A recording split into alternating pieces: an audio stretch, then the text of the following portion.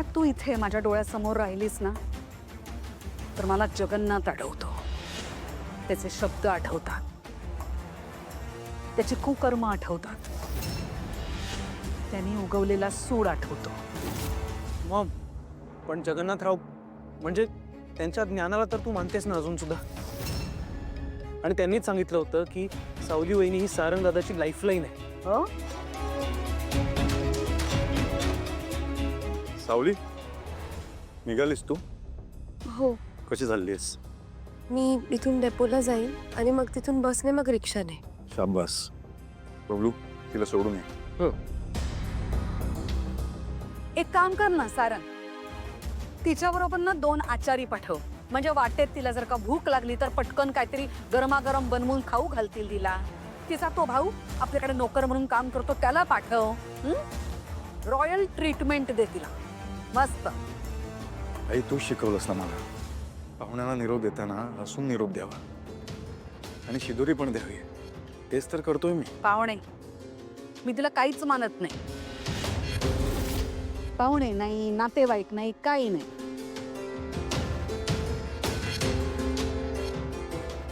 असो, काय हवं ते करा. गोंधळ घाला, गोंधळ. आई,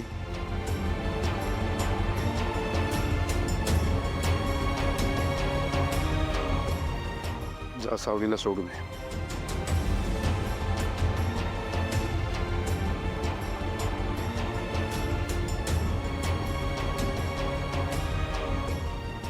जा. नाही, नको, राहू द्या. मी सांगितलं ना, आईचं मना लावून घेऊ नकोस. आईच्या डोक्यात बरेच विचार चालू असतात. जा बबलू. आणि दादा कुठे आहे? दादा येत नाही तो म्हणाला त्याला नाही यायचंय. का? महत्वाचा कार्यक्रम आहे ना घरात. दादा, सखादेव दादाला परमिशन नाही. ऐश्वर्या बहिणीशी मी बोलतो. दादाला बोलू ना. सारंगदा, संजू दादा बाहेर गेलाय. जा तुम्ही, जा. मी बघतो काय करायचं नाही. सारंग सर, तुमच्या अंघोळीचं सामान आणि तुम्हाला जे काही कपडे लागणार आहेत ते मी बेडवर रचून ठेवले, ते एकदा बघून घ्या. आणि कोणत्या वेळी कोणतं औषध घ्यायचं हे एका मी कागदावर लिहून ठेवलंय. जेवणाची वेळ झाली की वेळेवर जेवून घ्या. आणि हो, तुम्हाला काही लागलं किंवा काही नाही मिळालं तर मला फोन करा, मी सांगेन तुम्हाला. सावली वहिनी, एक काम करूया काय? सारंग दादाला ना तुमच्या पत्राला बांधून घेऊन जाऊया. बबलू निघ.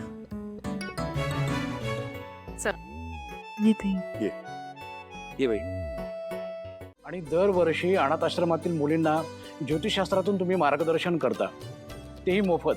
आणि अहो, त्यांची जबाबदारी सुद्धा घेता तुम्ही. तुम्ही आधी माझे गोडवे गाणं बंद करा आणि तुम्ही काय घेणार ते आधी सांगा. घ्या चहा आला, चहा घ्या.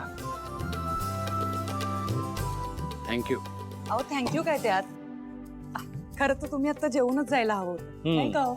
नाही नाही, काय कार्यक्रमाचं नियोजन आहे माझ्याकडे, त्यामुळे वेळ पुरणार नाही हो. अहो सोनार साहेब, आम्हाला खात्री आहे दोघांना, या वर्षी सुद्धा तुम्ही कार्यक्रमाचं नियोजन उत्तमच करणार आहात. तुम्ही आमच्या कार्यक्रमाला येता म्हणून आमचा कार्यक्रम यशस्वी होतो.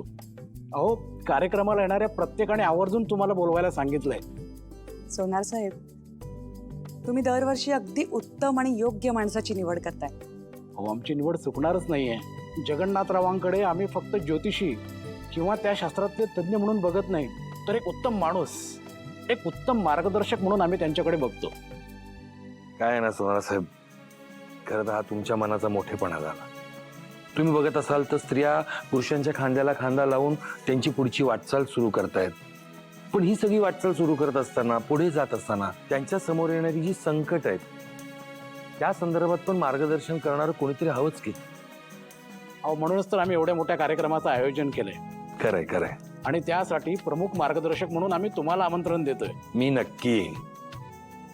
चला, येतो मी. मला ना कसं तरीच होतंय, तुम्ही असेच न जेवता जाताय. 2 घास जेवून गेला असतात आमच्याबरोबर तर बरं वाटलं असतं आम्हाला, नाही का हो?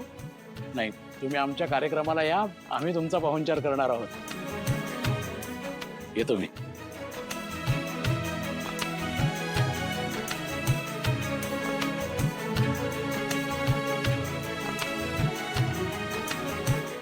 तुला परत कधी या घरात बघती ना असं झालं होतं मला. या घराचा उमरा तुझ्याच वाटेकडे डोळं लावून बसलं होतं बरं. वैसाऊ तुला तिथं तुझ्या घरी बघून समाधान नाही झालं. शेवटी पोरीला तिच्या माहेरी बघणं, तिचं लाड करणं याच्यासारखं सुख समाधान नसतंय बापाला. हा बा. हो अहो एवढं प्रेमाने स्वागत करू नका ना. हा सेंटिमेंटल माणूस आहे ना, लय इमोशनल होतो. पण श्रीमंत माणसांना सेंटिमेंटल आणि इमोशनल चालत नाही. कोण श्रीमंत कोण मोठं? आम्ही मोठे, आम्ही श्रीमंत.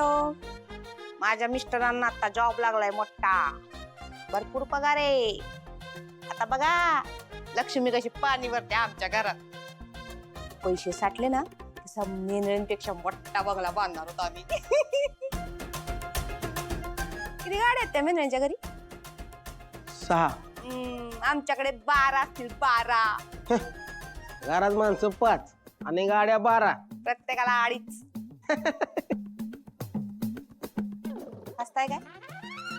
एक दिवस ना तुला पण इथं कामाला ठेवी ना मी. ठीक आहे, आतापासून सांभाळून राहतो. हा मग आमच्या घरात आता भरभराट होणार आहे. ते म्हणतात ना आ आ आ आ सत्य आहे बघा. सत्याने सारंगाचा फोन असणार बघा. अहो 2 मिनिटं राहू शकत ते सावलीमध्ये शिवाय.